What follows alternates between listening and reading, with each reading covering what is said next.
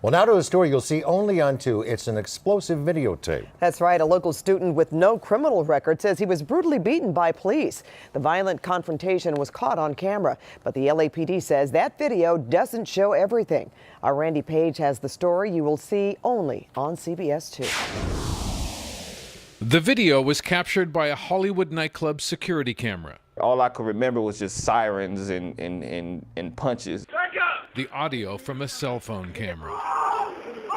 Evidence in a lawsuit now filed against the LAPD, alleging excessive use of force and a violation of Abedife Ogogo's civil rights. I can't believe, everything happened the way it happened. It was October 22nd, 2010, 10:30 p.m. Ogogo, a college student with no criminal past, was drinking a beer in a paper bag while walking to a nearby nightclub. His blood alcohol level was taken later on. It was .04, which is 1/2 of the legal limit for driving an automobile. As soon as Ogogo begins to cross the street, 2 LAPD officers pull up in an unmarked car.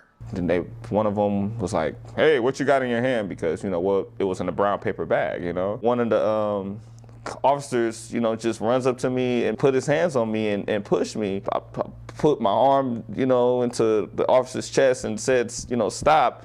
And then he was like, are you serious? And next thing you know, everything went south from there. The video becomes grainy for a few seconds. Then the security guard inside the nightclub zooms the camera in for a closer look.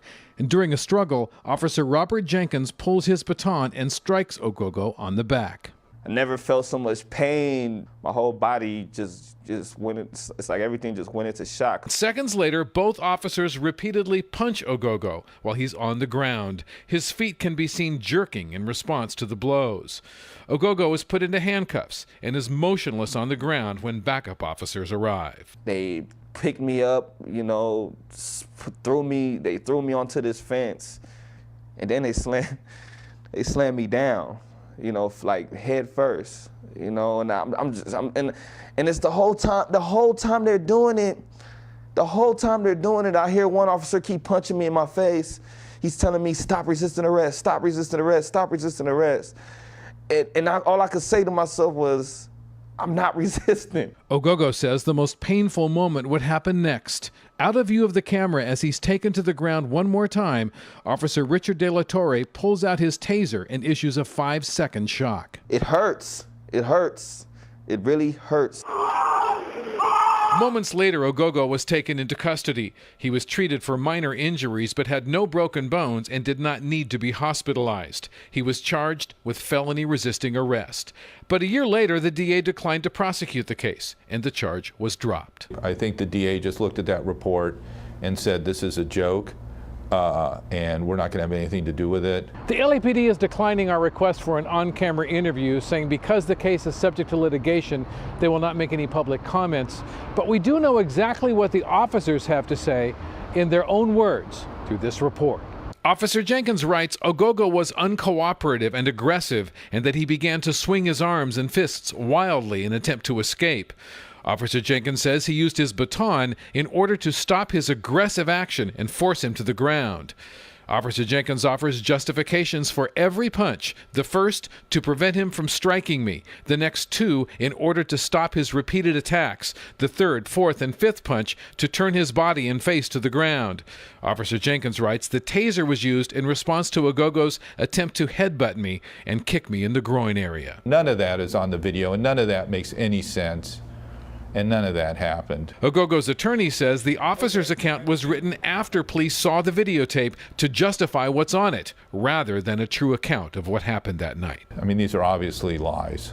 The LAPD's investigation into use of force has concluded the officers acted properly in response to the threat posed by Ogogo. What's really key in this case is the fact that this use of force with this video was reviewed by supervisors in the LAPD who saw nothing wrong with it.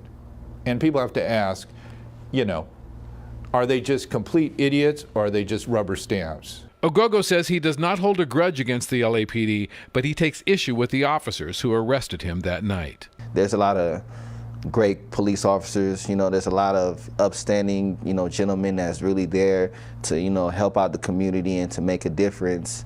and to definitely fight for justice. I just happened to kind of come across the not great cops in this situation. In response to our story, the LAPD says it has turned over this video and all of the evidence in this case to the department's Internal Affairs Division for another look. Randy Page, CBS 2 News. Now, the LAPD allowed CBS 2 News to listen to a portion of an interview conducted with the go-go on the night of the incident. At the time, he can be heard admitting he put his hands on the officer's chest and saying he didn't blame officers for what happened.